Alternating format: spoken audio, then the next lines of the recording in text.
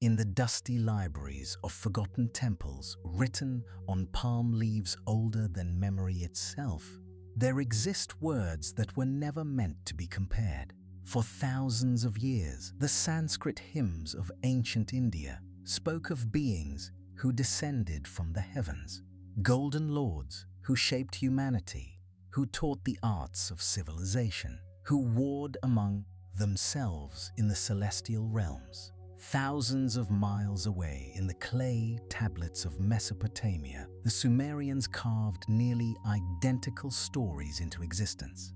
Tonight, as the world grows quiet around you, we trace these parallel threads across time and space, asking a question that changes everything.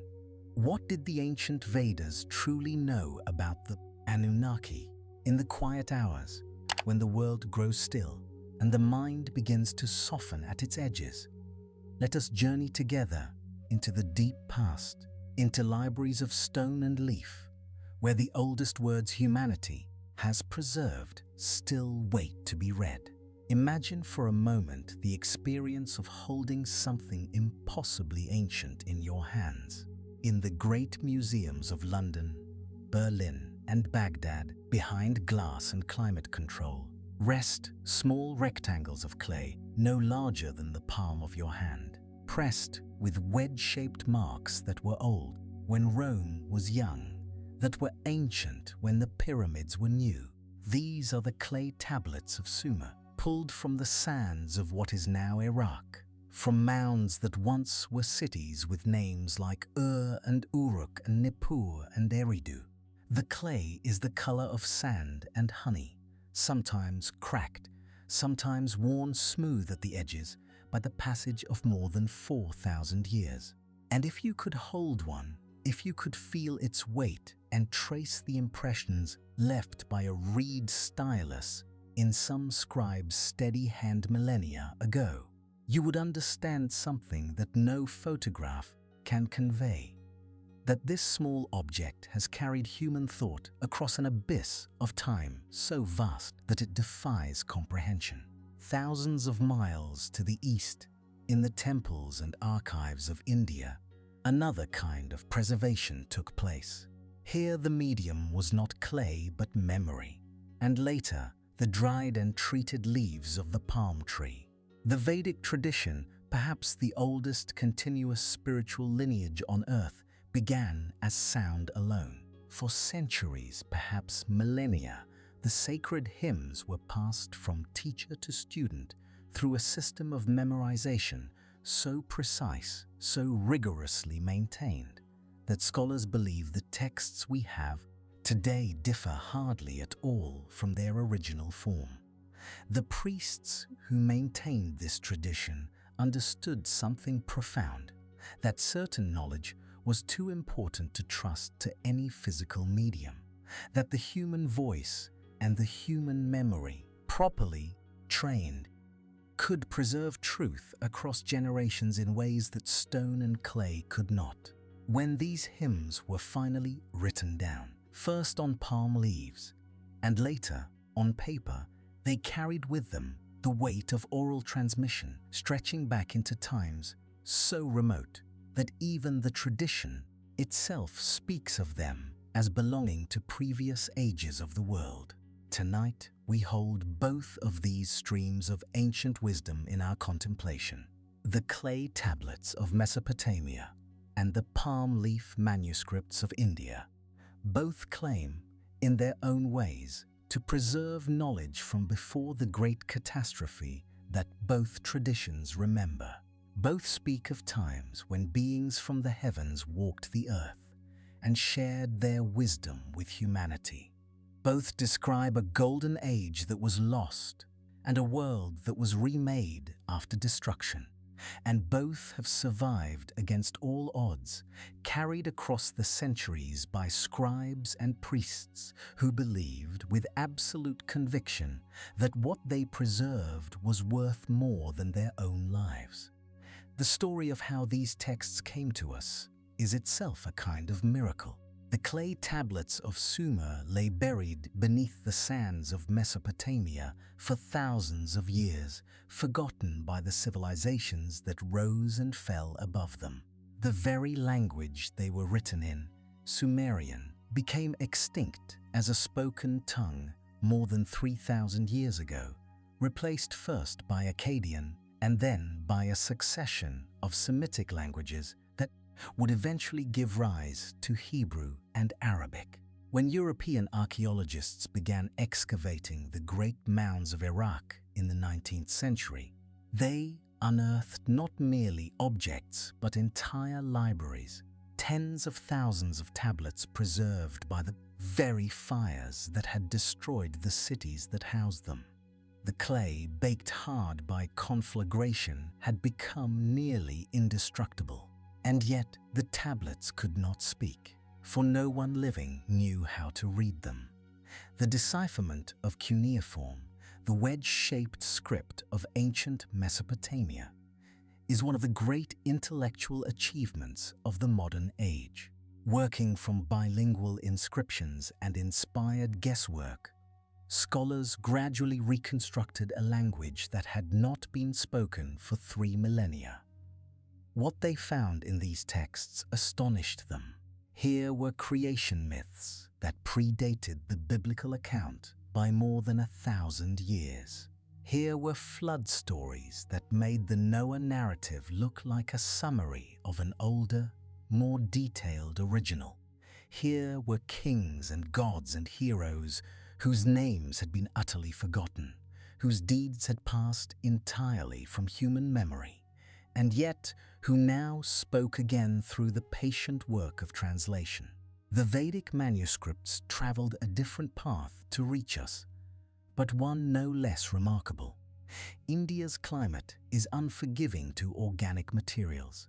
The heat and humidity that characterize much of the subcontinent destroy paper and palm leaf with relentless efficiency. And yet the Vedas survived. They survived because generation after generation of Brahmin priests considered their preservation a sacred duty. They survived because the techniques of memorization developed in ancient India were so sophisticated that errors were all but impossible. The texts were chanted in specific patterns, repeated forward and backward, broken into components and reassembled, all to ensure that not a single syllable would be lost or changed. When scholars finally committed these oral traditions to writing, they recorded not only the hymns themselves, but elaborate commentaries and ritual instructions, creating an archive of spiritual knowledge unmatched anywhere in the ancient world. What strikes us immediately when we consider these two traditions is the question of age. How old are these texts, really? The answers are less certain than we might hope. For the Sumerian tablets, we have the advantage of archaeological context. We can date the physical objects themselves, and we can trace the evolution of the script and the language with reasonable precision. The oldest literary texts, the earliest hymns and myths, appear to date from roughly 2600 to 2100 BCE, though the traditions they record may be considerably older. The great mythological compilations, the epics and creation stories that will concern us tonight, were copied and recopied over centuries, reaching their most complete forms in the libraries of Babylon and Nineveh during the 2nd and 1st millennia BCE. For the Vedic tradition, the question of dating is far more contentious. The texts themselves contain almost no historical references that would allow us to anchor them in time. Traditional Hindu chronology places the composition of the Rig Veda, the oldest of the 4 Vedas, at the dawn of the present cosmic age, thousands of years before the Common Era. Western scholars have generally proposed more recent dates, suggesting the Rig Veda was composed between 1500 and 1200 BCE. Though some argue for earlier origins, the truth is that we cannot know with certainty how old these hymns truly are. What we can say is that both traditions, Sumerian and Vedic, present themselves as preserving knowledge from a time before the Great Flood, before the destruction that remade the world. They claim to carry memories from an age so remote that it has passed beyond ordinary history into the realm of myth. And it is precisely this claim, this insistence on extreme antiquity, that makes their similarities so intriguing. Look at a map and consider the distance between these two traditions. From the river valleys of Mesopotamia to the Indus and Ganges plains of India stretches more than 2,000 miles of some of the most forbidding terrain on Earth. The Great Iranian Plateau, mountain ranges of the Hindu Kush, the deserts and steppes that separate the Middle East from South Asia. In the ancient world, this distance represented a journey of months under the best conditions, a passage through lands speaking dozens of unrelated languages across barriers both physical and cultural that would seem to preclude any meaningful exchange of ideas. And yet the question persists. How do we explain the remarkable parallels between these distant traditions? Scholars have proposed various explanations. The Indo-European hypothesis suggests that both the Vedic peoples and some elements of Mesopotamian culture descended from common ancestors who spread across Eurasia in prehistoric times, carrying with them a shared mythological inheritance.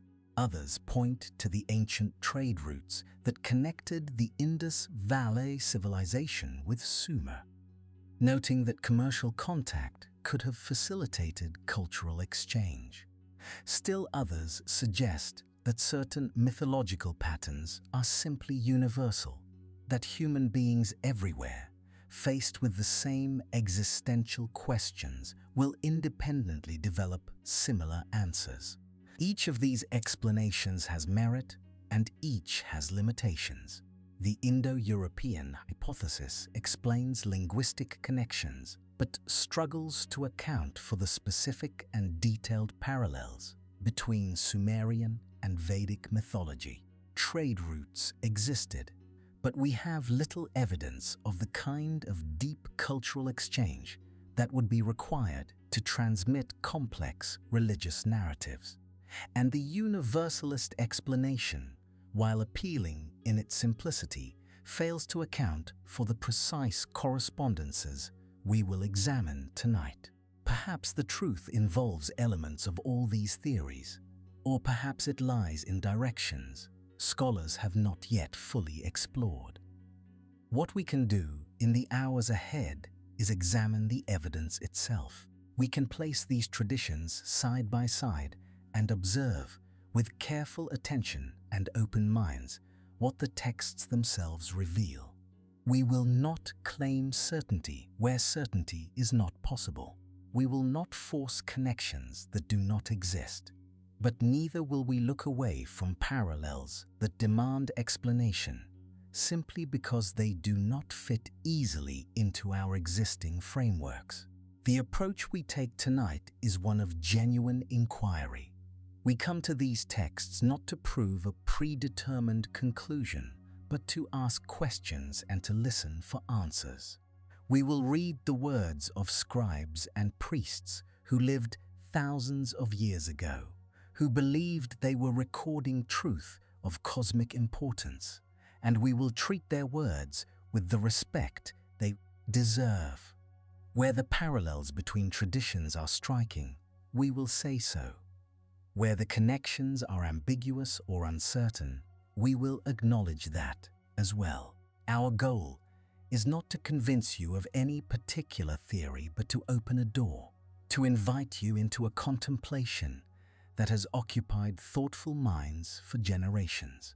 As you settle deeper into this journey, as the outside world recedes and the ancient voices grow clearer, know that you are joining a conversation that began before the first cities rose from plains of Sumer, before the first Vedic hymns were chanted under Indian stars. These texts have waited patiently for thousands of years, and they will share their secrets with anyone who approaches with quiet attention and genuine curiosity. With these ancient libraries now open before us, let us turn our attention to the beings who populate their pages, those who in both traditions descended from realms beyond the sky. In the mythology of ancient Sumer, preserved on clay tablets that have survived the rise and fall of empires, we encounter a group of beings known as the Anunnaki. The name itself is a mystery, interpreted variously by scholars as meaning those of royal blood, those who are from heaven, or offspring of the prince. What is clear from the texts is that the Anunnaki were understood to be the great gods, the supreme deities who ruled both the heavens and the earth, who existed before humanity was created and who determined the fates of all living things. The Anunnaki were the children of Anu, the god of the sky and the highest heaven. Anu represented the dome of the sky itself, the realm above the realm, the source from which divine authority flowed downward into the world. In some texts, Anu remained remote and distant, ruling from his celestial throne, while his children administered the affairs of earth and the underworld. In others, he plays a more active role, participating in the councils of the gods and decreeing the fates of humanity. What is consistent across the tradition is the understanding that the Anunnaki derived their power and legitimacy from their descent from Anu, from their connection to the celestial realm that existed above and beyond the visible sky. Among the Anunnaki, certain figures emerge with particular prominence. Enlil, whose name means Lord of the Wind or Lord of the Command, was in many respects the chief executive of the divine assembly. While Anu held ultimate authority, Enlil exercised active rulership over the earth, determining fates, commanding the elements, and maintaining the order of the cosmos. Enlil was associated with the wind and the storm, with the space between heaven and earth, and with the city of Nippur, which served as the religious center of Sumer. His word was law, and even the other great gods deferred to his decisions. His brother Enki, known in later Akkadian texts as Ea, represented a different aspect of divine power. Enki was the god of wisdom, of fresh water, of craftsmanship and magic. Where Enlil ruled through command and force, Enki operated through cunning and creativity. He was the friend of humanity, the god who in several myths intervenes to save human beings from destruction decreed by Enlil. Enki was associated with the underground freshwater ocean called the Abzu, with the city of Eridu, and with all forms of secret knowledge. He was the keeper of the divine decrees that governed reality, the inventor of writing, the teacher of the arts of civilization. Alongside these male deities stood powerful goddesses. Inanna, known in later traditions as Ishtar, was the goddess of love and war, of the morning and evening star, of all things fierce and beautiful and dangerous. Her myths are among the most vivid and psychologically complex in ancient literature, portraying a deity of immense power and equally immense appetites. Ninhursag, the Lady of the Mountain, was the great mother goddess, the shaper of human bodies, who worked alongside Enki in the creation of humanity. These beings, the Anunnaki, were not understood as abstractions or metaphors. The Sumerians believed they were real, that they had physical forms and dwelt in specific places, that they ate and drank and made love and quarreled among themselves. The temples of Sumer were understood not as places to pray to absent gods, but as the actual earthly residences of divine beings who could be served and fed and petitioned in person. The statues in the temples were not representations of the gods. They were conduits through which the divine presence entered the physical world.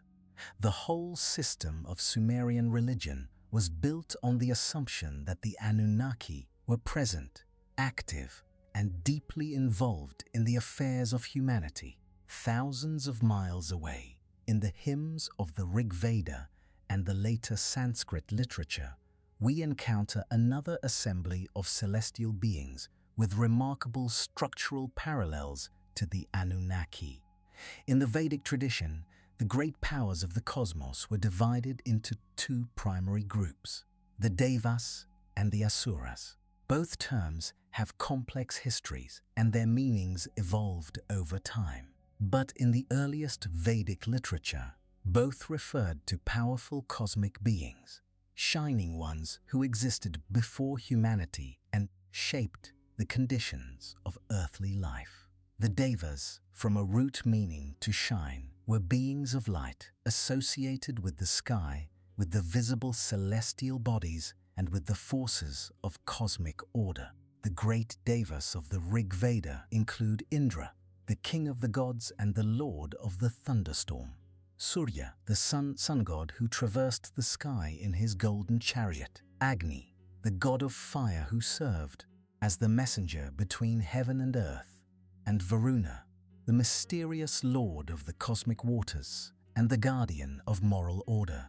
These beings were worshipped through elaborate ritual sacrifices, invoked through hymns of extraordinary poetic beauty, and understood to be the maintainers of Rita, the cosmic principle of order and truth. The Asuras present a more complex picture. In the earliest Vedic hymns, Asura was simply a title of honor, meaning lord or powerful one, applied to both Devas and their counterparts. Varuna himself, one of the greatest of the Vedic gods, is frequently called an Asura. Over time, however, the term came to designate a separate class of beings, often portrayed as the rivals and opponents of the Devas in cosmic struggles that shaped the evolution of the universe. This transformation, from honorific title to designation of divine adversaries, mirrors developments in Iranian religion, where the cognate term Ahura became the name of the supreme god, suggesting common roots that diverged over centuries of religious evolution. Among the most significant groups in Vedic cosmology are the Adityas, the children of the goddess Aditi, who embodies the infinite and the unbound. The Adityas are solar deities of supreme importance, guardians of cosmic order, and overseers of human morality. Their number varies in different texts, but they consistently include Varuna, Mitra, and other great gods who maintain the fundamental structures of reality. Like the Anunnaki, the Adityas are divine children of a primordial parent. Like the Anunnaki, they are responsible for maintaining cosmic and earthly order. Like the Anunnaki, they existed before humanity and participated in shaping the conditions of human life. When we place these two traditions side by side, certain parallels become immediately apparent. Both describe celestial beings who existed before humanity. Both portray these beings as organized into councils or assemblies that determine cosmic fates. Both describe hierarchies of divine power, with supreme sky gods at the apex and lesser deities carrying out various functions below. Both speak of divine conflicts, wars among the celestial beings that had profound consequences for the earth and its inhabitants.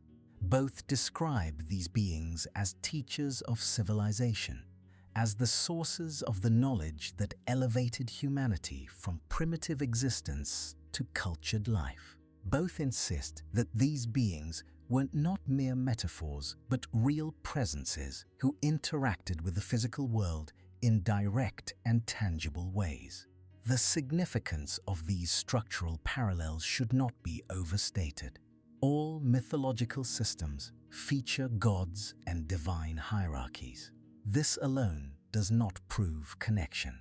And yet, the specific character of these similarities, the particular ways in which Sumerian and Vedic cosmology mirror each other, invites closer examination.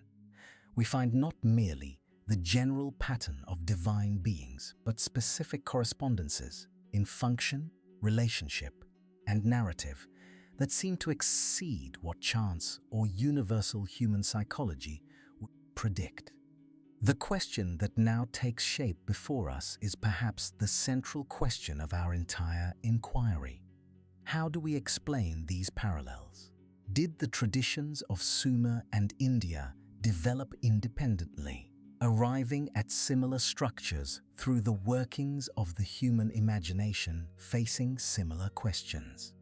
Did they share a common ancestral tradition, a body of knowledge passed down from some prehistoric source that predates both? Or could there have been direct contact between these distant civilizations, an exchange of ideas across the mountains and deserts that separated them? These questions will occupy us in the chapters ahead. We will examine not merely the broad structures but the specific details, the particular names and stories and attributes that link these traditions in ways that demand careful thought. We will look at creation narratives and flood stories, at wars in heaven and the shaping of humanity, at the kings who ruled before the deluge and the knowledge that was preserved through catastrophe. But the surface similarities are only the beginning. The true depth of connection between these traditions reveals itself not in generalizations, but in specifics, in the precise correspondences that emerge when we compare text to text, story to story, being to being. It is to those specifics that we now turn our attention, descending from the broad overview into the detailed examination that will occupy the remainder of our journey. These broad strokes paint a picture worth examining, yet it is in the details, in the specific names, the precise stories, the particular powers attributed to these beings, that the true depth of connection reveals itself. As the night deepens around you, and these ancient traditions begin to speak with increasing clarity, let us now descend together into those details where the real mysteries await our patient contemplation. Let us turn now to one of the most profound and carefully preserved memories in human civilization, the moment when beings from the celestial realms first descended to walk upon the earth. For it is here in these ancient accounts of arrival and purpose that we find some of the most striking parallels between the Sanskrit records of India and the clay tablets of ancient Sumer. In the Mesopotamian tradition, there exists a text of remarkable antiquity known as the Atrahasis, a document that scholars have dated to approximately 1700 BCE, though the stories it contains speak of events far more ancient, events from a time the Sumerians themselves called the beginning of things. The Atrahasis tells us that in those primordial days, the great gods, known as the Anunnaki, had established themselves upon the earth. But they had not come alone, for with them labored a lesser class of divine beings called the Igigi. And these Igigi toiled endlessly in the work that the Anunnaki had decreed must be done. The text speaks with surprising specificity about this labor, describing how the Igigi dug canals, cleared waterways, and most intriguingly of all, excavated the earth itself in search of its precious contents. For 40 years, the tablets tell us, the Igigi bore this burden, digging and carrying and building, until at last their weariness became unbearable, and they cast down their tools' rebellion against the Anunnaki lords who commanded them. The tablets describe how the Igigi burned their implements and surrounded the dwelling of Enlil, the chief among the Anunnaki, demanding relief from their ceaseless toil. This moment of divine crisis, preserved in clay for thousands of years, would lead to a decision that the Sumerians believed shaped the very nature of human existence. But we shall come to that momentous choice shortly. What concerns us first is the question that rises naturally from this account. The question of why. Why had these celestial beings come to Earth at all? What purpose drove them from their heavenly abode to labor in the dust of this world? The Sumerian texts suggest that the Anunnaki required resources from the earth, materials that could only be obtained through physical extraction, and while later interpreters have focused particularly on gold and other precious metals, the broader picture painted by these ancient documents is one of celestial beings engaged in the fundamental works of civilization, shaping the raw earth into something ordered and productive. The hierarchy described in these texts is precise and carefully maintained, with the great Anunnaki like Anu, Enlil, and Enki ruling from their respective domains, while the Igigi performed physical labor that this celestial project demanded. Now let us cross the mountains and deserts that separate Mesopotamia from the Indian subcontinent. Let us travel in our contemplation to the banks of the Indus and the Ganges, to the lands where the Vedic seers composed their hymns in the most ancient form of Sanskrit.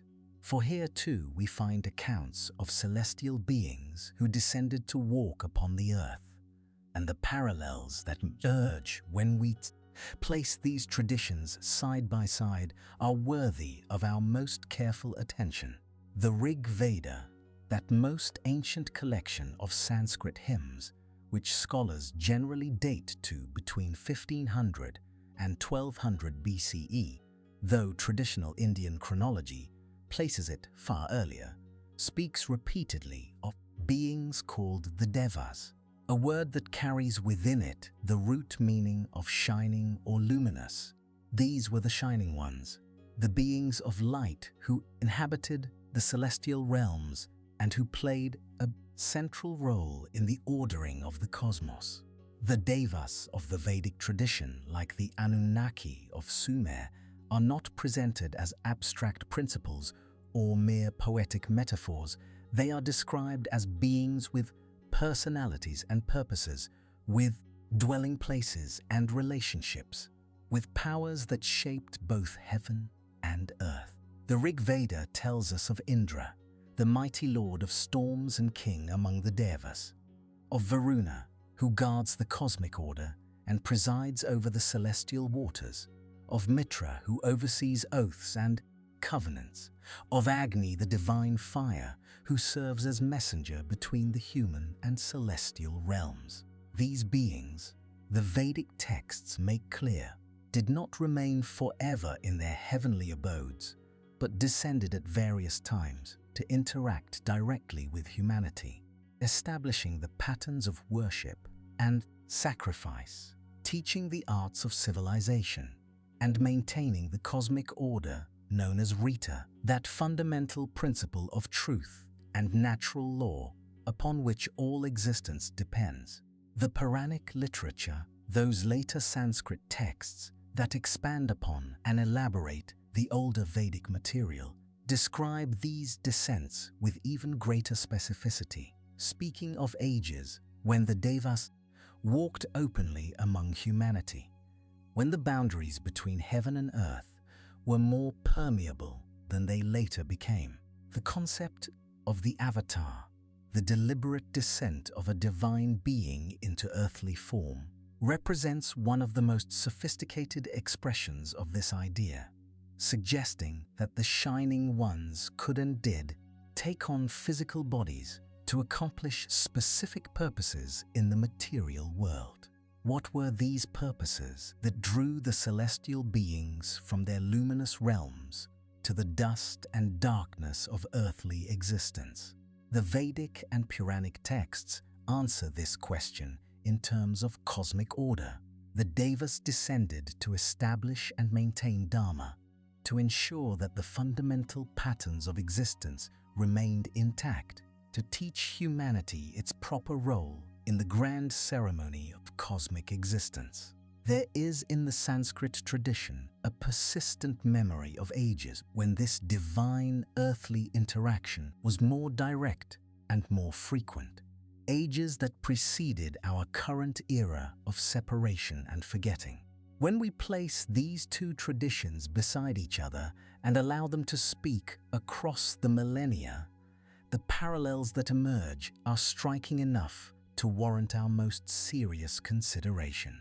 Both traditions describe celestial beings who existed before humanity, beings who inhabited realms above the earth, but who descended to this world for specific purposes. Both traditions present these beings not as singular entities, but as communities with internal hierarchies, with ruling figures and subordinate classes, with councils and assemblies where cosmic decisions were made. Both traditions speak of an early age when these beings labored upon the earth, shaping the raw material of the world into something ordered and productive. Both traditions describe specific locations where these celestial beings established themselves, sacred sites that retained their numinous power across the ages.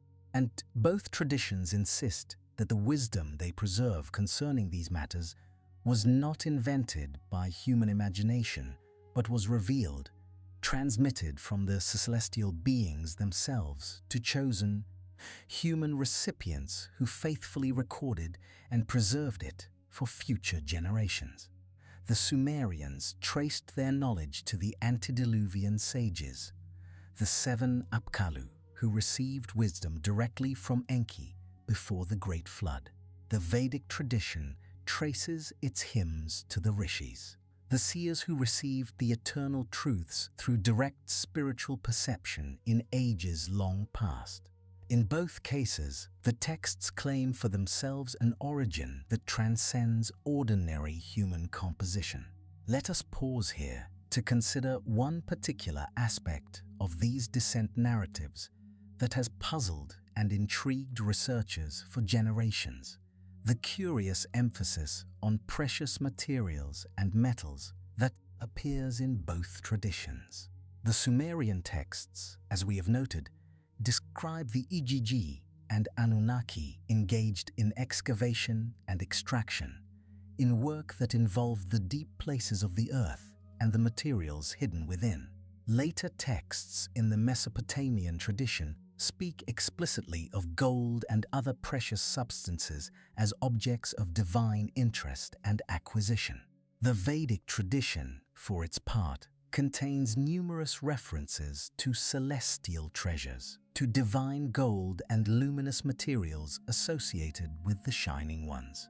The Satapatha Brahmana, an important prose text that comments upon and elaborates the Vedic rituals, speaks of gold as containing within it the essence of the immortal, as a material that partakes of the divine nature in ways that other earthly substances do not.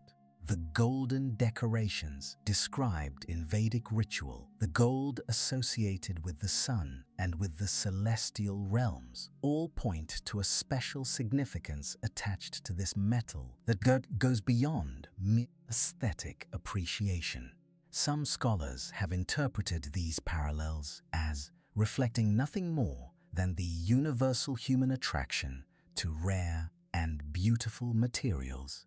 Others have suggested that trade connections between ancient Mesopotamia and the Indus Valley civilization created shared symbolic vocabularies, while still other researchers have proposed more dramatic explanations involving the actual purposes of these celestial visitors. But whatever explanation one favors, the parallel itself remains a curious feature of both traditions worthy of our contemplation as we journey deeper into these ancient mysteries. The descent was only the beginning, for once established upon the earth, these shining ones turned their attention to a project that would define the very nature of humanity itself. Let us now enter the most profound of chambers in these ancient libraries of memory, the accounts of humanity's creation. For it is here, perhaps more than anywhere else, that the parallels between the Sumerian and Vedic traditions reach their most remarkable expression. The creation of humanity was not, in either tradition, an accident or an afterthought. It was a deliberate act undertaken by the celestial beings for specific purposes. And the manner of this creation, the method by which the Shining Ones brought human beings into existence, carries within it implications that still echo through the corridors of religious and philosophical thought today. We begin again with the Sumerian account, returning to the Atrahasis, where we left the Igigi in rebellion against their Anunnaki overlords, demanding relief from the endless toil that had been their lot since the ordering of the world began. The great gods assembled in council to address this crisis, and it was Enki, the Lord of Wisdom and the Sweet Waters, who proposed the solution that would change everything. Let them create a substitute, Enki suggested. Let them fashion a new being to bear the burden that the Igigi could no longer carry. The mother goddess Ninhursag, skilled in the arts of creation, would assist in this great work, and together they would bring forth from the earth a worker who would free the gods from labor forever. The tablets describe what happened next with a specificity that still startles readers today. A god was slain, one of the Igigi who had been a leader in the rebellion, and his blood was mixed with clay to form the substance from which humanity would be fashioned. The Sumerian word for this mixture, the clay infused with divine blood, carries within it the sense of something fundamentally dual, combining the earthly and the celestial in a single composite being. Ninhursag worked this material with her skilled hands, shaping it into the form that humans would bear, and Enki spoke the words of power that brought this clay figure to life. The Atrahasis describes how Ninhursag pinched off 14 pieces of this primordial clay, setting 7 on the right and 7 on the left, creating the first 7 pairs of human beings, male and female, who would multiply and fill the earth with workers to serve the gods. The Enuma Elish, that great Babylonian creation epic, composed somewhat later than the Atrahasis, but drawing upon the same well of Sumerian tradition, presents a similar account with certain variations.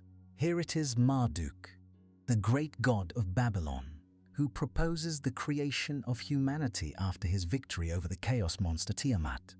And the god slain to provide the blood for this creation is Chingu, Tiamat's consort and the leader of her army.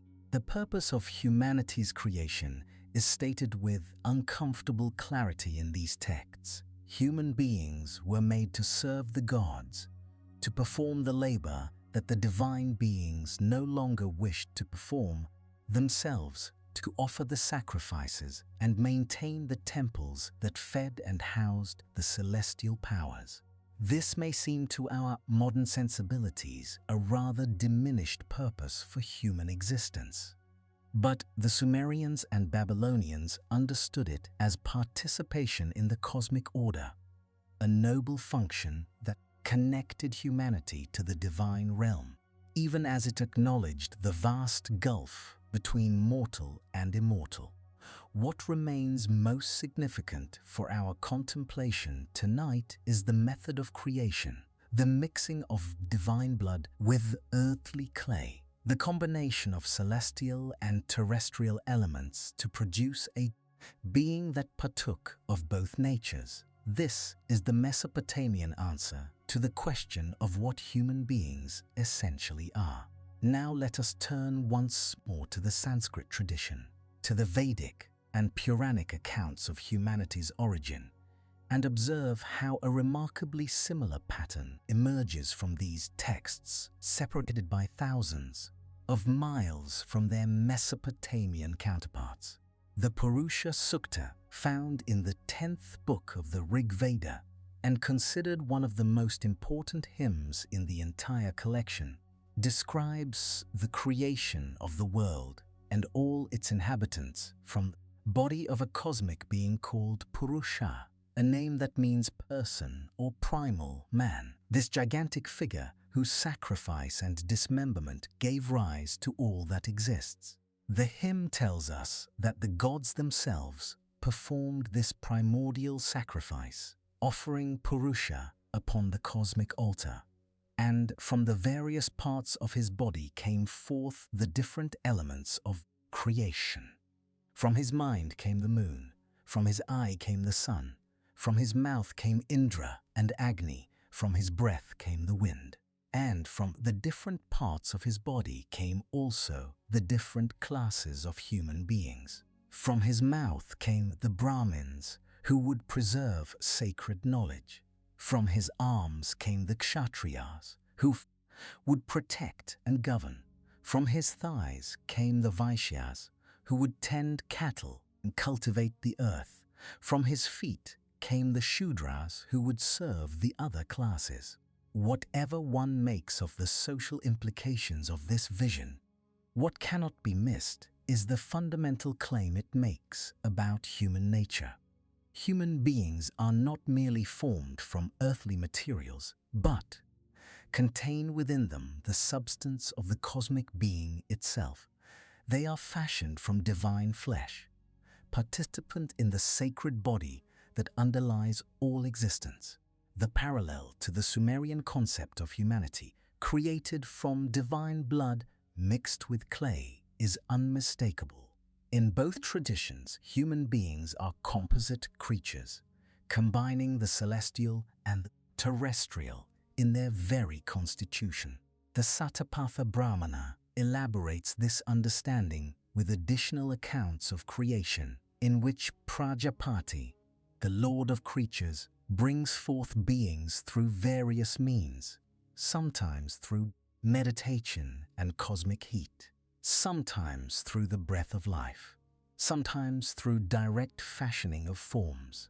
The Puranic literature expands these accounts further still, describing Brahma, the creator god, shaping human beings as part of the grand work of manifesting the universe from the unmanifest. Throughout these various accounts runs a consistent thread. Humanity is not an accident but a deliberate creation, not a random emergence but a crafted being fashioned for specific purposes by powers far greater than itself. And always there is this element of the divine within. The Sanskrit term Atman, often translated as soul or self, carries within it the understanding that the innermost essence of every human being is fundamentally connected to the supreme reality, that something of the celestial inhabits every terrestrial frame. The parallels between these traditions reveal themselves most clearly when we examine three specific points of convergence. First, both traditions describe humanity as created through a deliberate divine act, not evolved or accidentally emerged but consciously fashioned by celestial beings for specific purposes. Second, both traditions present this creation as involving the mixture or combination of divine and earthly elements, celestial blood or cosmic flesh combined with terrestrial clay or material substance. Third, Both traditions attribute to humanity a purpose connected to the divine order, whether as laborers for the gods in the Sumerian version or as participants in cosmic dharma in the Vedic understanding. The Sumerian concept of the me, those divine powers and offices that constituted civilization itself, finds its echo in the Vedic concept of Rita, the cosmic order that humans were created to maintain and honor.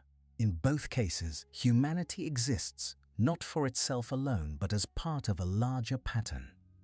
A grand design authored by beings whose vision encompassed far more than mortal minds can easily comprehend. We should also note a fourth parallel that emerges from careful study of these texts: the concept of the breath of life that animates the human form. In Sumerian, the word ti carries the double meaning of both breath and life, and it is this ti that transforms the clay figure into a living being. In Sanskrit, the word prana serves a remarkably similar function, referring to the vital breath that distinguishes the living from the dead, the animated from the inert. Both traditions understood that the human body, however skillfully fashioned, requires something more to become truly human, an invisible essence that partakes of the divine nature and that returns to its source when the body can no longer sustain it.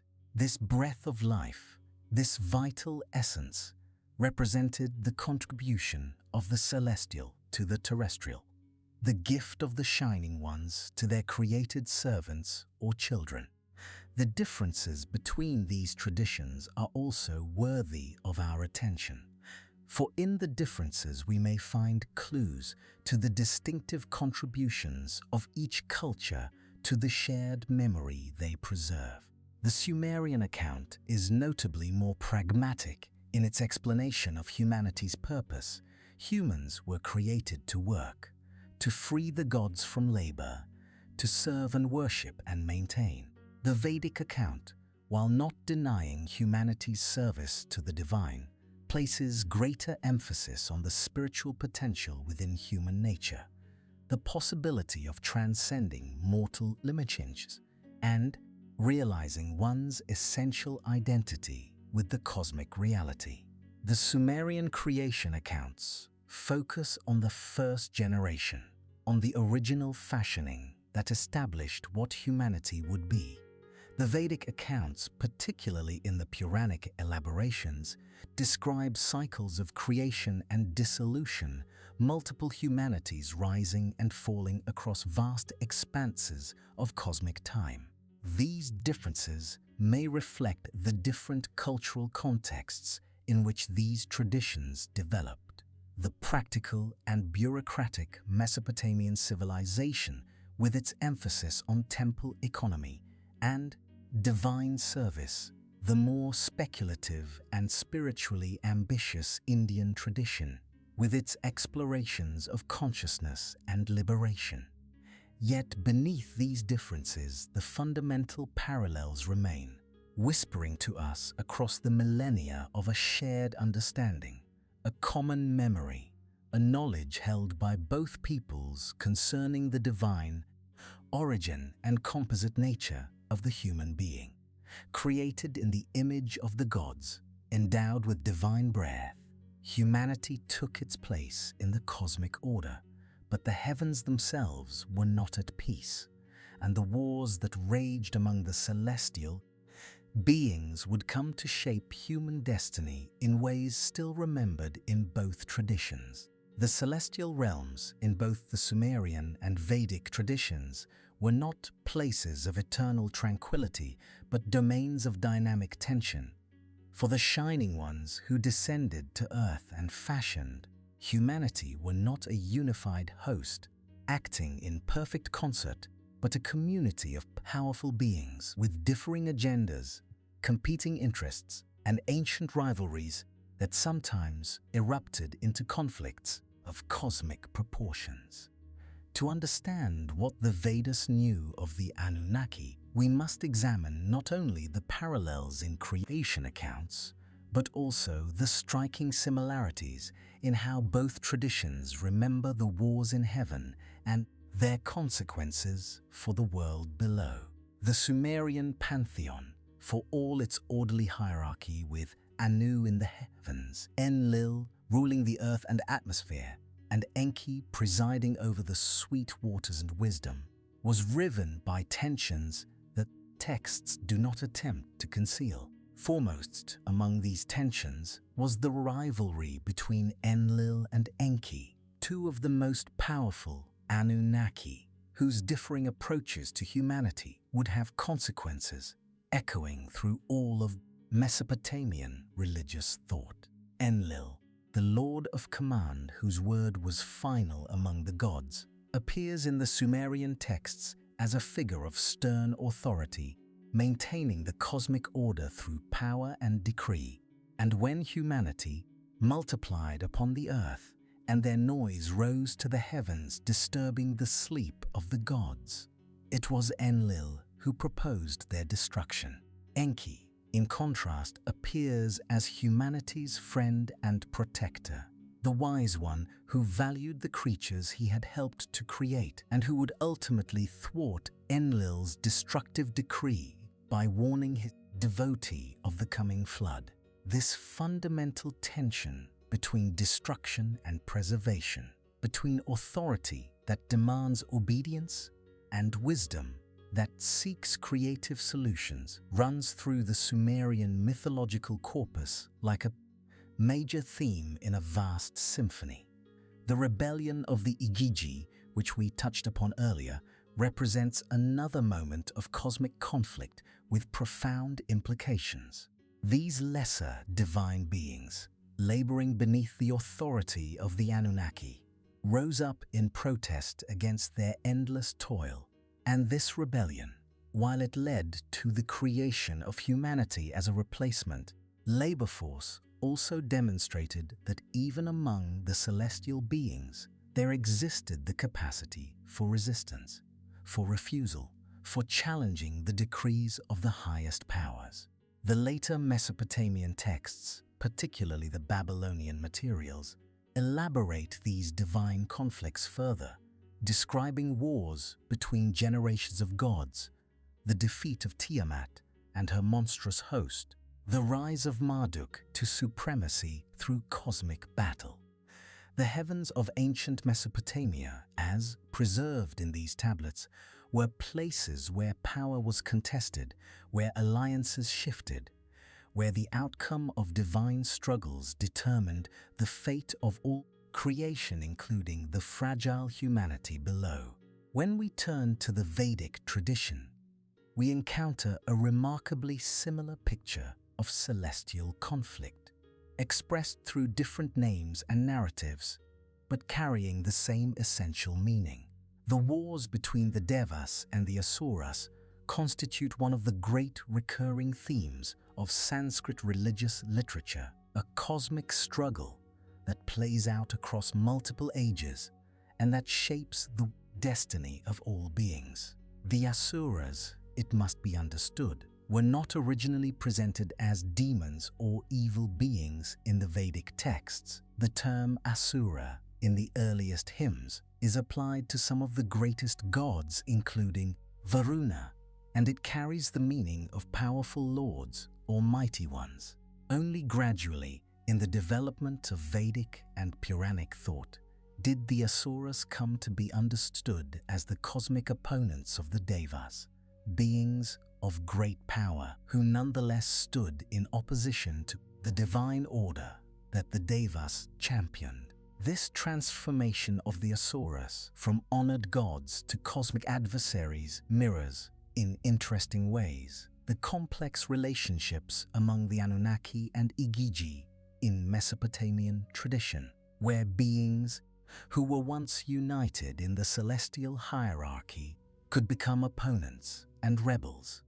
The wars between Devas and Asuras, as described in the Puranic literature, were fought over the treasures of the cosmos, over sovereignty and precedence over the Amrita, the nectar of immortality that emerged from the churning of the cosmic ocean.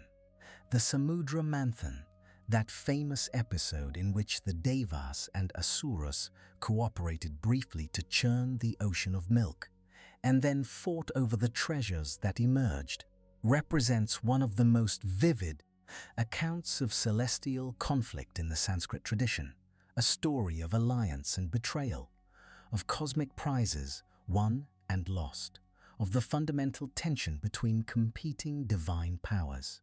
The figure of Indra in the Vedic tradition bears particular examination in light of our comparison with Mesopotamian sources. Indra, the king of the Devas, the wielder of the thunderbolt, the slayer of the dragon Vritra, appears throughout the Rig Veda as a warrior god of immense power, one who maintains his position through strength and who repeatedly defeats the enemies of the divine order. His battles against Vritra, the serpent who enclosed the cosmic waters, represent the triumph of order over chaos, of the divine will over the forces that would obstruct it. But Indra is also presented, in certain passages, as a god whose supremacy can be challenged, whose throne is not eternally secure, who must be propitiated and strengthened through sacrifice, lest some rival deity or demon overcome him.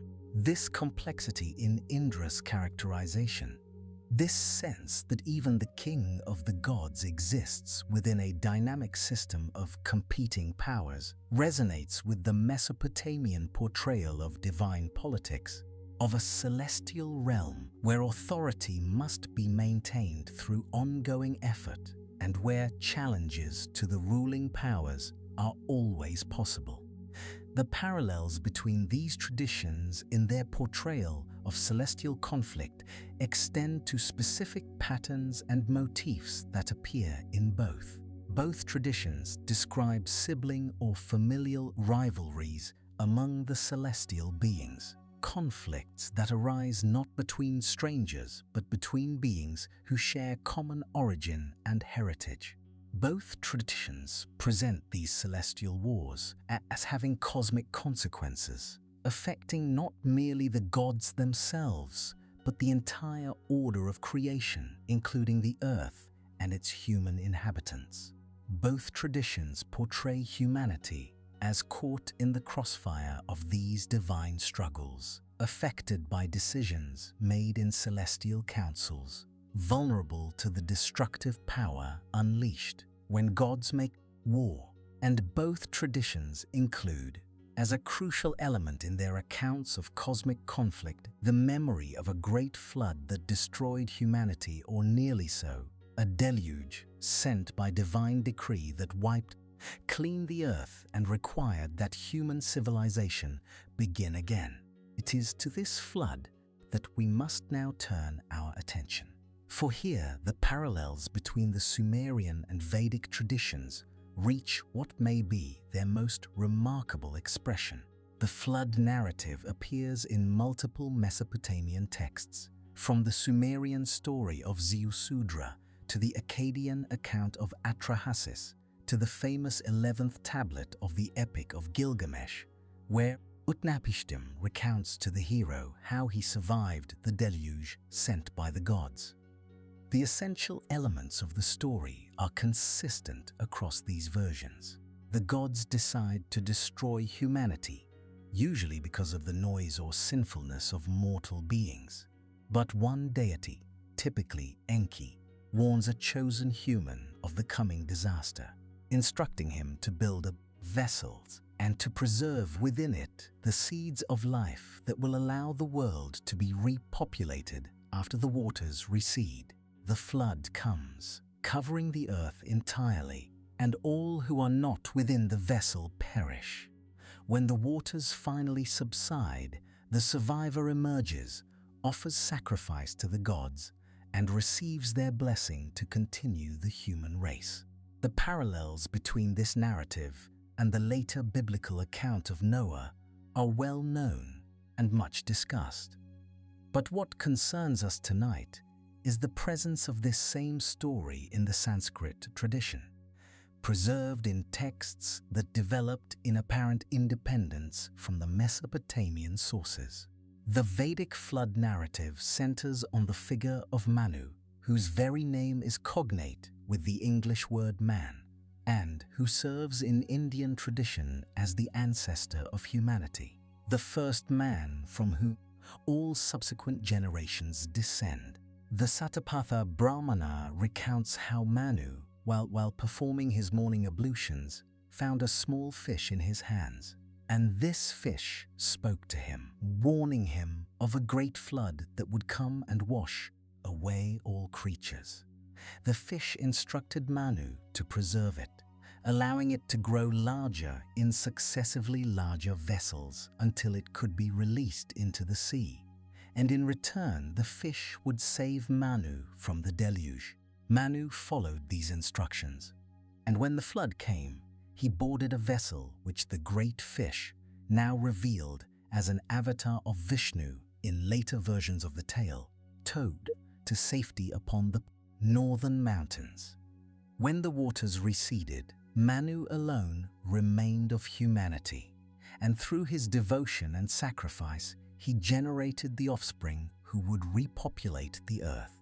The structural parallels between this account and the Mesopotamian flood narratives are unmistakable. Divine warning given to a chosen individual, instructions to prepare for the deluge, survival through a vessel while all others perish, emergence after the flood to begin humanity anew through sacrifice and divine blessing. What are we to make of these parallels that run so deep and touch upon matters so fundamental as the creation of humanity, the wars of the gods, and the great flood that nearly ended human existence? Some scholars, working within conventional frameworks, attribute these similarities to cultural diffusion, suggesting that stories traveled along trade routes between ancient Mesopotamia and the Indus Valley civilization, eventually finding their way into the Vedic corpus. Others point to the shared Indo-European heritage of both cultures, though this explanation encounters difficulties given that the Sumerians were not an Indo-European people and their flood narrative predates the arrival of Indo-European peace seekers in India. Still others suggest that these parallels reflect universal human experiences and psychological patterns, that flood stories appear worldwide because floods are universal disasters, that creation, myths involving divine blood or breath, represent common intuitions about the relationship between humanity and the divine. Each of these explanations has merit, and each has limitations. But what cannot be denied is the existence of the parallels themselves, preserved in texts that have survived the millennia and that still speak to us today in languages ancient and numinous. As we prepare to leave this examination of cosmic conflict and cataclysm, let us hold in our minds the image that both traditions present of humanity in relation to the celestial powers. We are not, in either tradition, autonomous beings who create our own meaning and destiny independent of larger cosmic forces. We are creatures fashioned by beings greater than ourselves, participants in dramas that began before our creation and that continue in realms beyond our ordinary perception. The wars of the gods affect us still perhaps, and the memory of the flood reminds us that our existence on this earth is contingent, dependent upon forces we do not control, granted to us by powers that could, if they chose, withdraw the gift.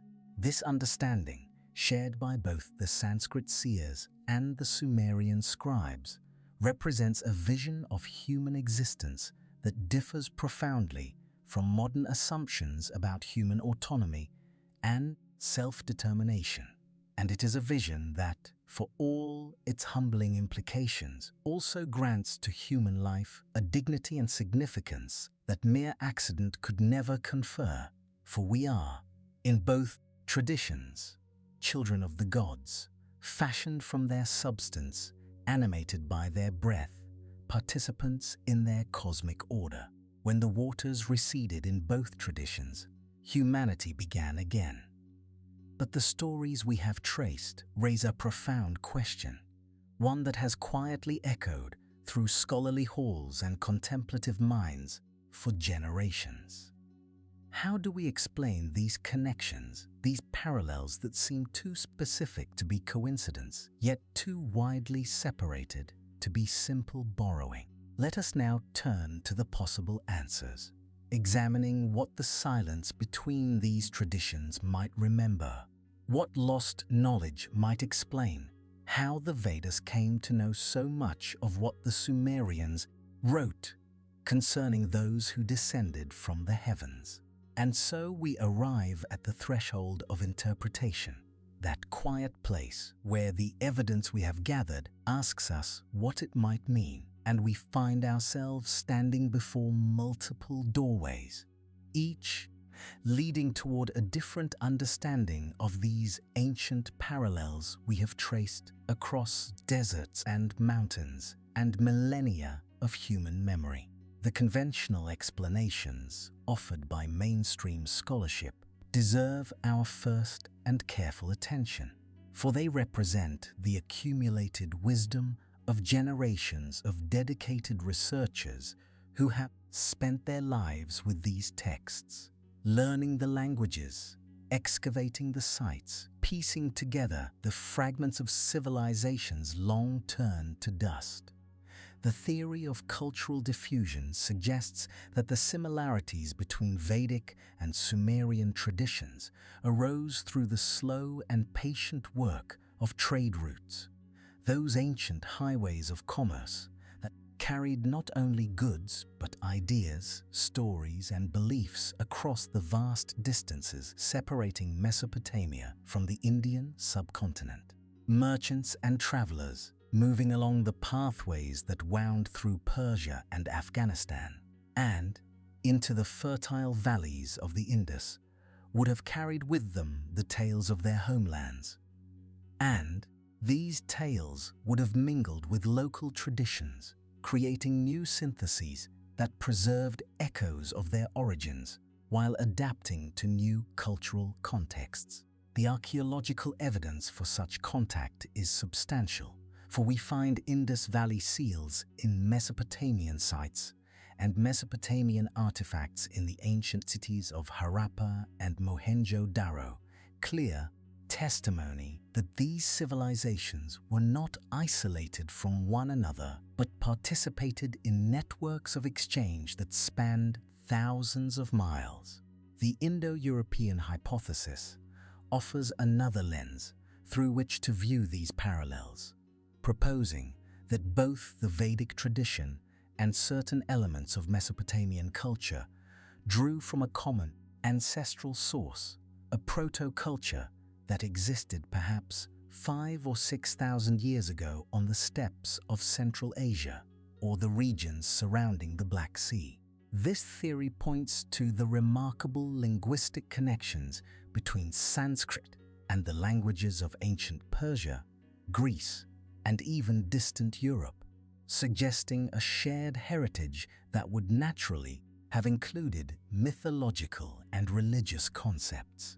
The sky father Dios Pita of the Vedas finds his cognate in the Greek Zeus Pater and the Roman Jupiter, and similar divine figures appear across the Indo-European world, suggesting that the peoples who spread across Eurasia carried with them a common religious inheritance that would later flower into the distinct but related traditions we find in different regions. From this perspective, the parallels between Vedic and Sumerian cosmology might represent not direct borrowing but independent developments from shared or related source material, branches from the same ancient tree that grew in different directions while retaining certain fundamental structures. The psychological interpretation, drawing from the work of Carl Jung and his followers, proposes that these similarities arise not from historical contact, but from the deep structures of the human psyche itself, suggesting that all human beings share certain innate patterns of thought and imagination that naturally express themselves in similar mythological forms regardless of cultural context. The archetype of the sky god, the mother goddess, the divine flood, the sacred mountain, the tree of life connecting heaven and earth. These images appear across cultures separated by oceans, millennia, because they emerge from the collective unconscious, that reservoir of shared human experience that lies beneath the surface of individual awareness.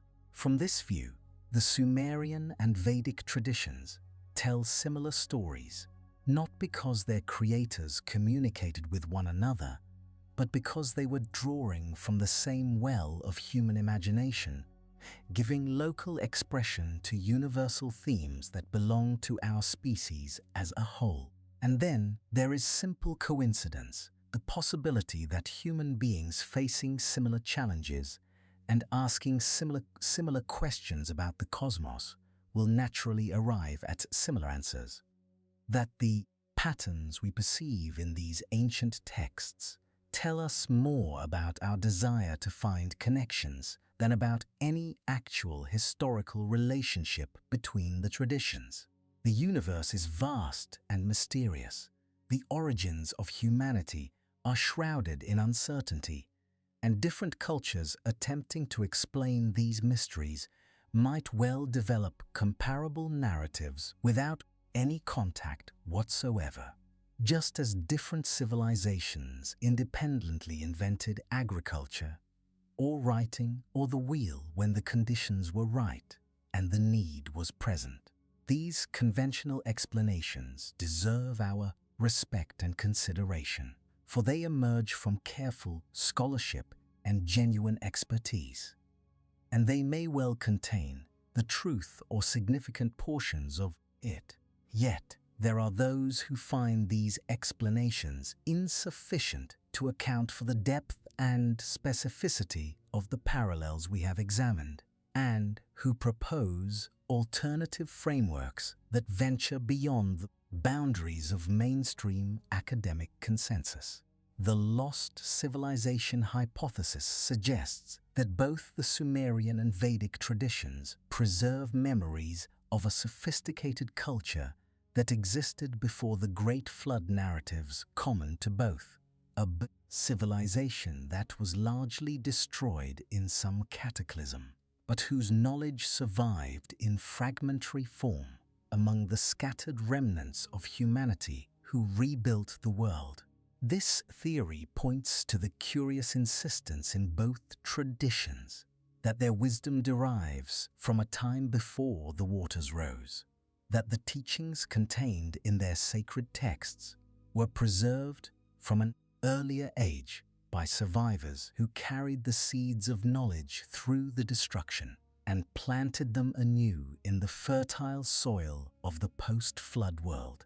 Proponents note that both traditions describe their celestial teachers as beings who brought fully formed systems of knowledge to humanity, as if civilization did not evolve gradually, but was transmitted complete from some prior source. And they suggest that this source might have been a human culture of unexpected sophistication that flourished in an era now lost to conventional archaeology. The literal interpretation takes these ancient texts at their word in a different way, proposing that when the Sumerians and Vedic seers described beings who descended from the heavens, they were recording actual encounters with visitors from beyond Earth, extraterrestrial intelligences who interacted with early humanity and left their mark on multiple cultures across the ancient world. This view finds support in the detailed and physical descriptions of the gods in both traditions, their flying vehicles and powerful weapons, their genetic manipulation of humanity, their bases and temples, and the strange technologies attributed to them. Advocates of this interpretation note that the ancient writers did not seem to be speaking in metaphor, but appeared to be describing events they understood as literally true. And they ask why we should assume that these careful observers of the natural world were somehow confused or deceptive about the most important experiences of their civilizations. A related but distinct theory proposes that the ancients possessed sophisticated knowledge of natural phenomena, astronomy, medicine, and other sciences that was lost in the disruptions of later history, and that the mythological language of gods and celestial beings represents an encoding of this advanced understanding in forms that could be preserved and transmitted across generations. From this perspective, the Anunnaki and Devas might represent astronomical bodies or natural forces that the ancients understood with precision we have only recently recovered, and the parallels between traditions reflect shared observations of the same cosmic phenomena expressed in the symbolic language appropriate to each culture. Mainstream scholars have offered vigorous critiques of each of these alternative frameworks, noting the lack of physical evidence for pre-flood civilizations of high sophistication, the absence of artifacts that would confirm extraterrestrial contact, and the tendency of these theories to rely on selective reading of texts while ignoring passages that contradict the preferred interpretation. They caution that it is all too easy to see patterns where none exist, to find connections that reflect our own desires rather than ancient realities, and to project modern concepts like space travel onto cultures that operated with fundamentally different worldviews. These critiques are valid and deserve serious consideration, for the alternative frameworks do require us to accept extraordinary claims without extraordinary evidence, and they do sometimes rest on misunderstandings of ancient languages or archaeological contexts. And yet, the texts themselves offer us something to consider as we weigh these various interpretations. For both the Sumerian and Vedic traditions make claims about their own origins that complicate simple explanations. Both insist that their knowledge was revealed rather than invented, that the wisdom contained in their sacred writings came to humanity from sources beyond ordinary human experience. The Vedas are described as Shruti, that which was heard, implying that the seers who first received these teachings were listening to voices not their own, receiving knowledge from dimensions beyond the physical world. The Sumerians similarly attributed their civilization arts to divine instruction, crediting the gods with teaching humanity writing, agriculture, architecture, and all the foundations of ordered society. Both traditions describe these revelations as occurring in a time of direct interaction between celestial beings and humanity, an age when the gods walked the earth and communicated openly with human charges before withdrawing to more remote realms from which they continue to influence human affairs in subtler ways. Both traditions reference the flood as a pivotal moment in cosmic history, a boundary marker separating the age of direct divine presence from the age of human autonomy, and both preserve detailed accounts of how sacred knowledge was transmitted across this boundary to preserve wisdom that would otherwise have been lost in the waters of destruction. And notably, Both traditions describe their celestial beings not as metaphors or symbols, but as real presences with physical forms, specific characteristics, individual personalities, family, relationships, and detailed histories. The gods of Sumer had bodies that required food and drink, temples that served as their earthly residences, and interactions with humans that included conversation, conflict, love, and the full range of relationships possible between conscious beings. The Devas of the Vedic tradition similarly appear as real presences who descend to earth, participate in rituals alongside human worshippers, father children with human partners, and engage in cosmic activities that have direct consequences for the physical world. Neither tradition presents its divine beings in the abstract and symbolic manner common to later philosophical religion, and neither invites the kind of allegorical reading that would reduce these accounts to mere poetry expressing psychological or social truths. If we take these texts at their word, if we extend to the ancient writers the same credibility we would offer to contemporary witnesses describing their experiences, we find ourselves in territory that conventional scholarship finds uncomfortable, for we would be required to consider possibilities that fall outside the accepted framework of human history.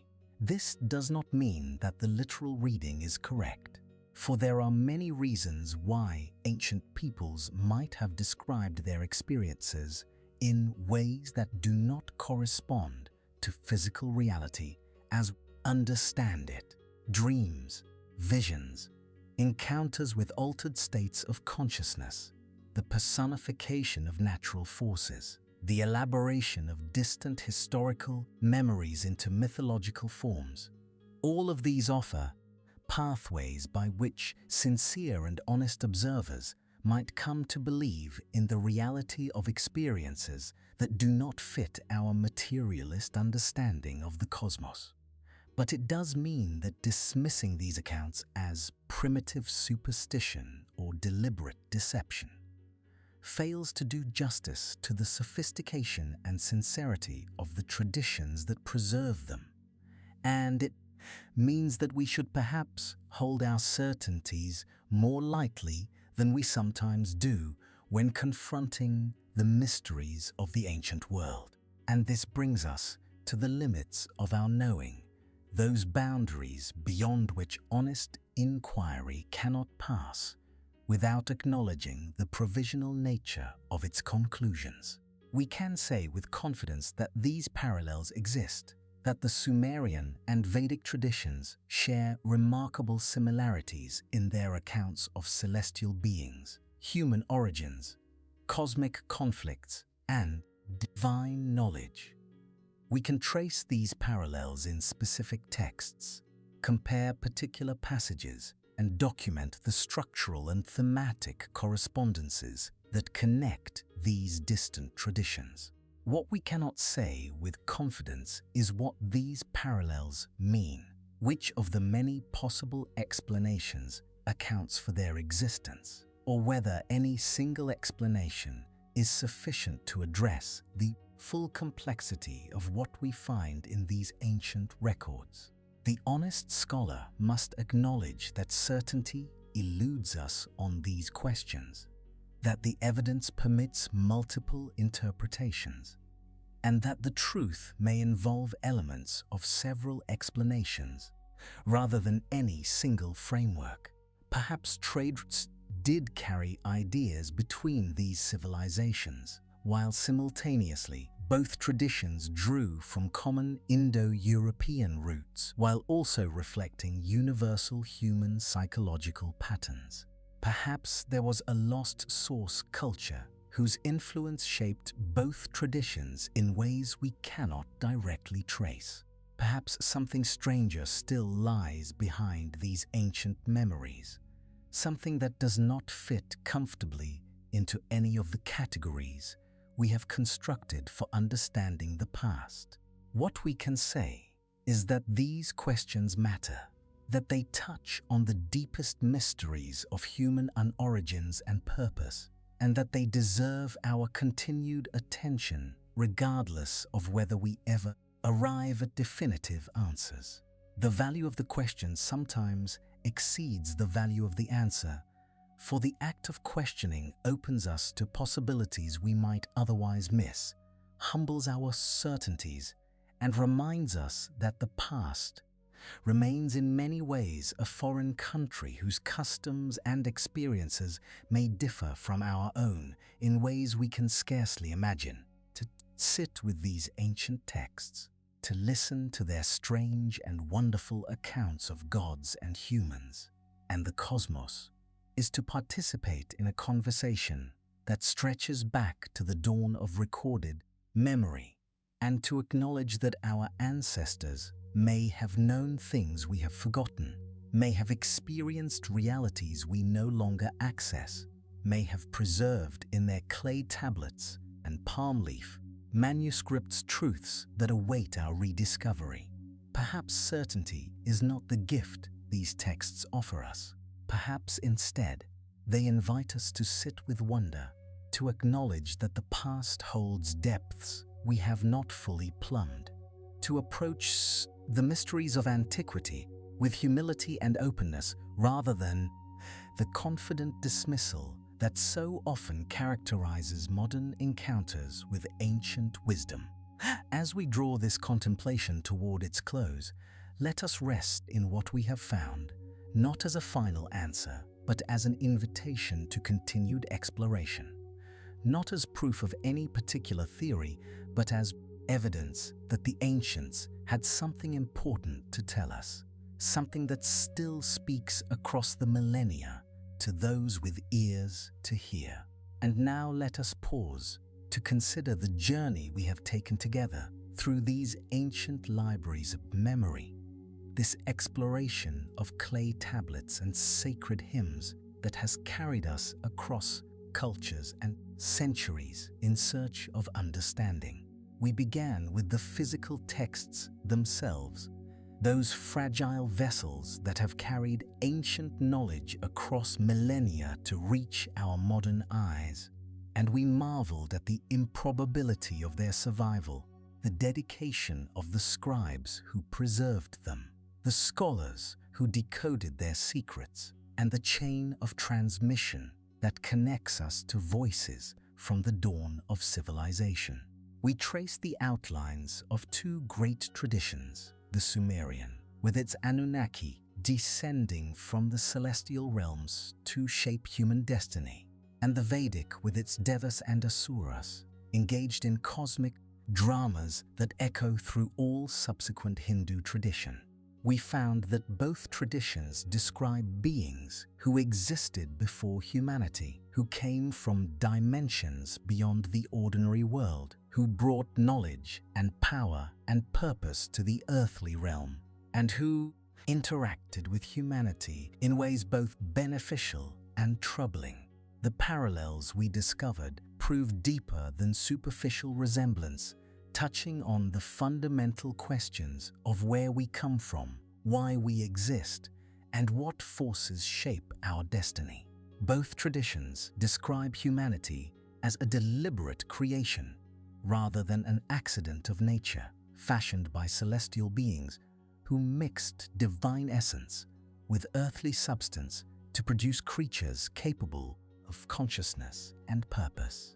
Both describe hierarchies among the divine beings, relationships of power and subordination, conflicts and alliances that shaped the cosmos and influenced human history.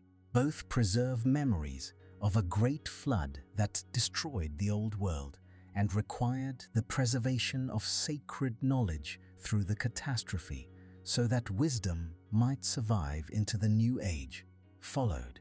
Both attribute the foundations of civilization to divine instruction, crediting their gods with teaching humanity the arts of writing, agriculture, medicine, astronomy, and all the skills that distinguish civilized life from mere survival. and both describe their divine beings in physical and concrete terms as real presences who could be seen and heard and touched, who lived in temples and required offerings, who fathered children with human partners, and engaged in the full range of activities that characterize embodied existence.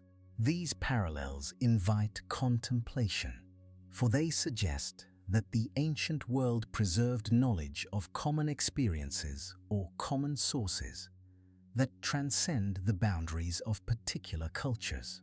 Whether this common heritage reflects trade and cultural exchange, shared Indo-European roots, universal psychological patterns, lost civilizations, celestial visitors, or something else entirely, it points toward a depth in human history that conventional accounts sometimes obscure. The ancients lived in a world saturated with sacred presence, a world where the boundaries between heaven and earth were more permeable than we moderns typically imagine.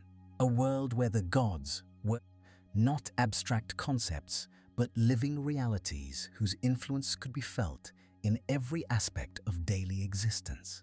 To encounter their texts is to enter that world, if only briefly and partially, and to recognize that human experience has encompassed modes of being quite different from our own contemporary assumptions.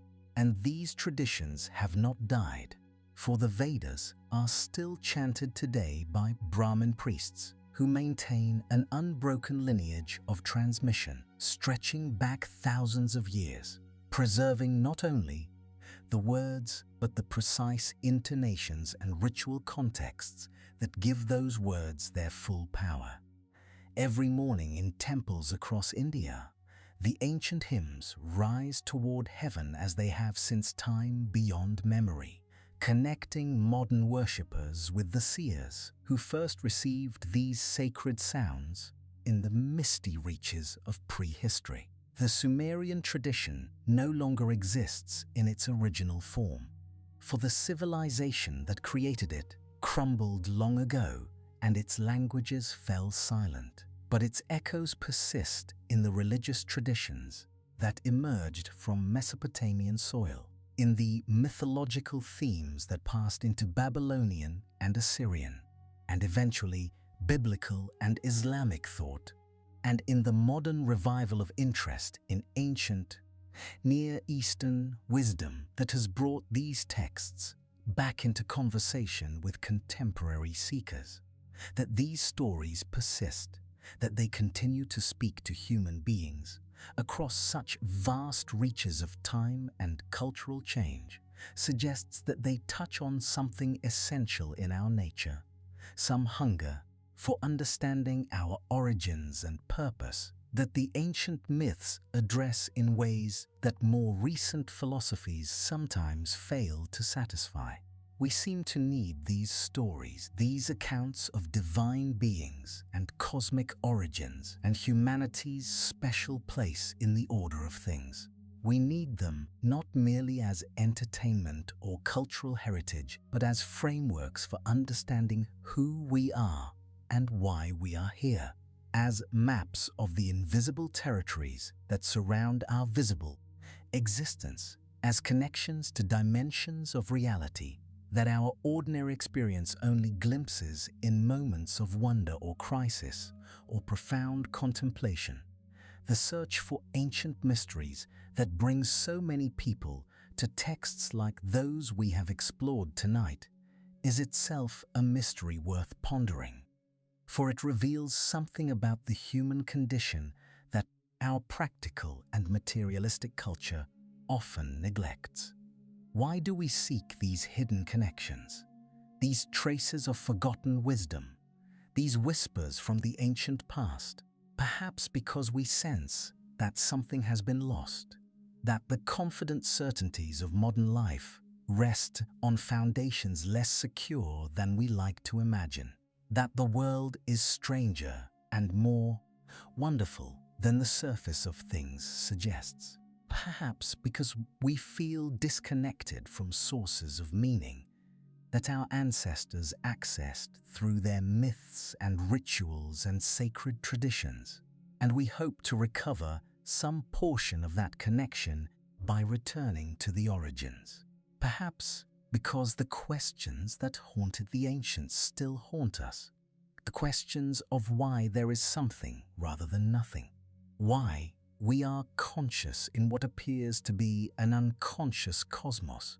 Why we suffer and love and die, and what, if anything, awaits us beyond the boundaries of physical existence. The stars that the ancient Sumerians watched from their ziggurat towers are the same stars we see tonight, and the longing that moved Vedic seers to compose hymns of praise and wonder is the same. Longing that stirs in modern hearts when we contemplate the immensity and mystery of existence.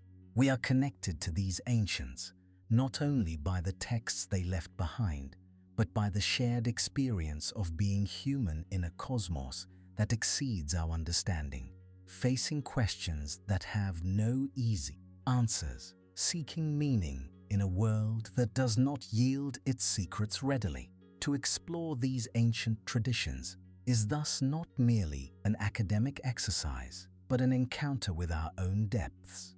A recognition that the questions we ask today were asked long ago by people who brought different frameworks and assumptions to bear, but who faced the same fundamental mysteries that we face.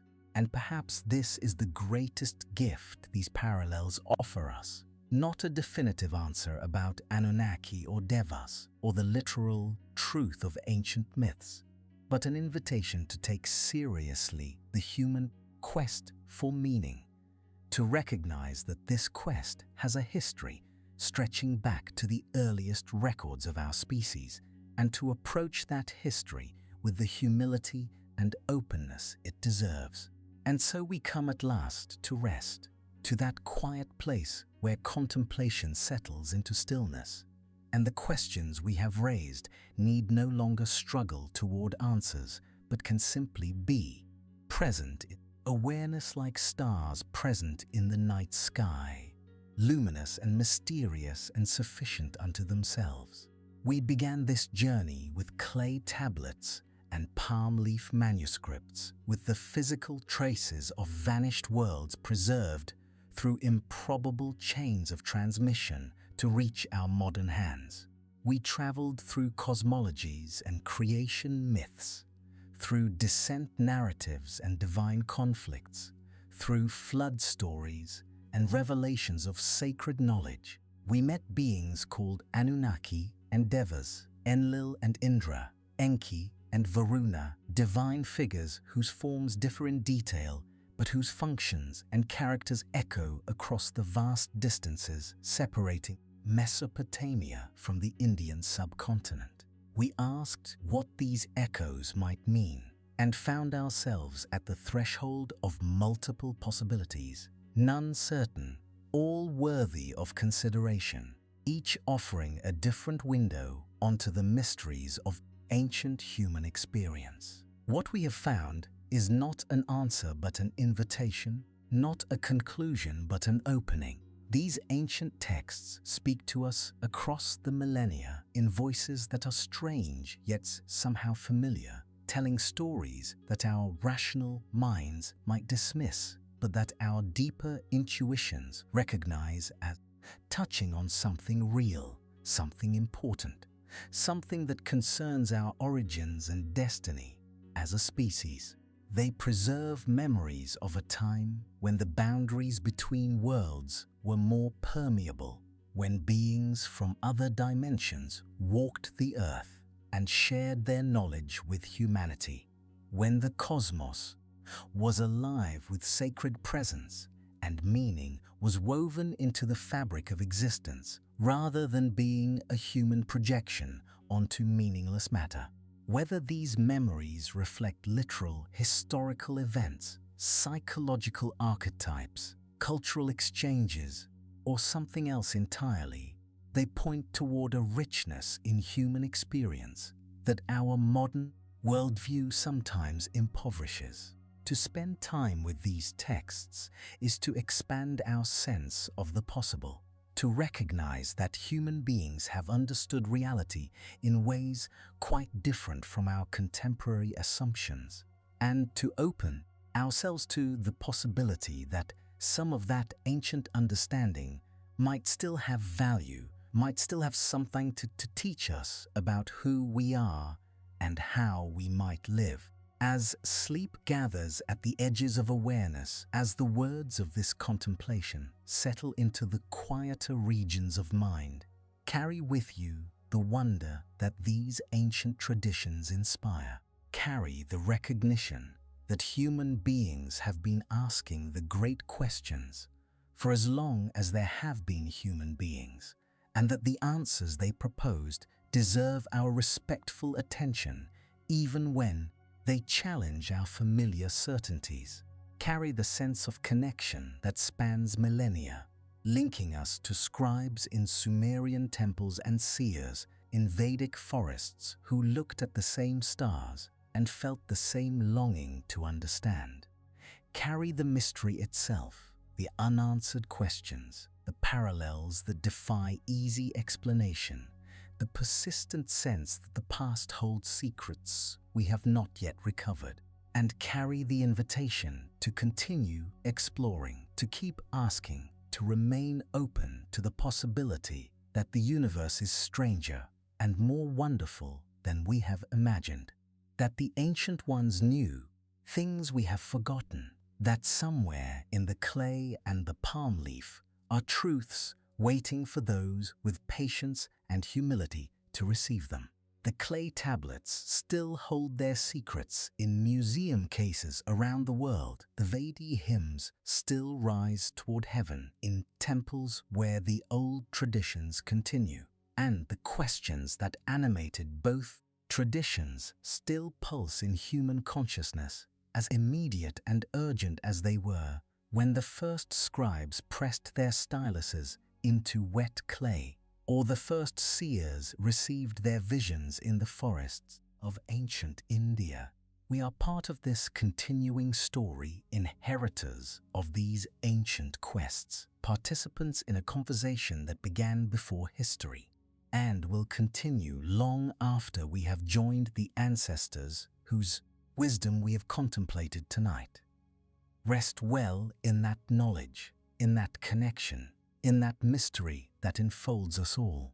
Rest well and let the ancient wonder carry you into dreams that touch, perhaps, on those same celestial realms from which the Shining Ones descended long ago to share their knowledge with humanity.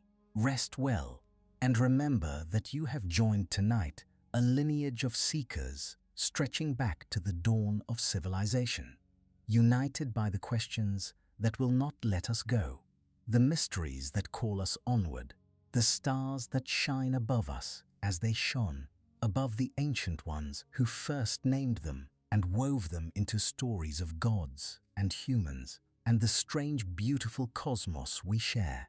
Rest well, and may your dreams be touched by ancient wonder.